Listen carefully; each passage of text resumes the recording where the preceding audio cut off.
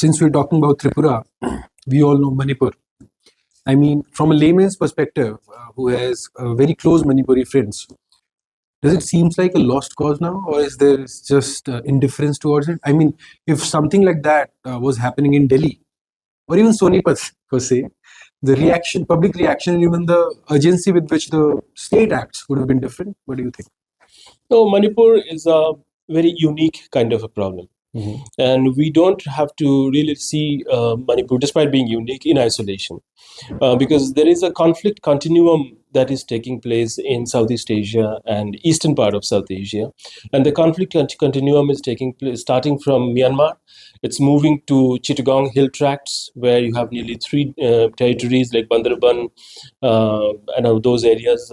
There are a lot of conflicts happening between the hill dwellers, the hill tract dwellers, and the plains people, Muslim plains people, if one can say that, inside Bangladesh. And then that conflict then gets spread along the border of Myanmar and India on Mizoram and Manipur border, and then it enters Manipur. So there is a conflict continuum. There are levels of conflicts, or perhaps layers of conflicts, that we are witnessing in that part of the world.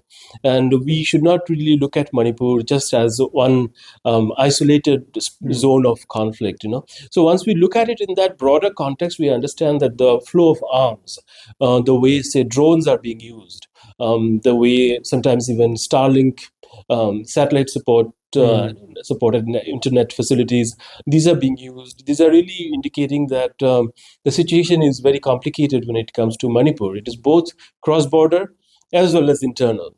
And then you have sectarian as well as religious overtones to the conflict, which makes it even more difficult. So I would really compare it to, say, a much more inland place, say in Sonipat, because Sonipat is peaceful, and God bless Sonipat for that. But I would say that there are the conflict in Manipur is far more complicated. It's both externally somehow, in a way, influenced, and as well as there are internal problems that require internal solutions. But I think at least the internal solutions should come first. So what you're implying is it's not just a Maiti versus Kuki issue. There are bigger players. Obviously, it's a much bigger issue, and there are players that one should not talk about immediately.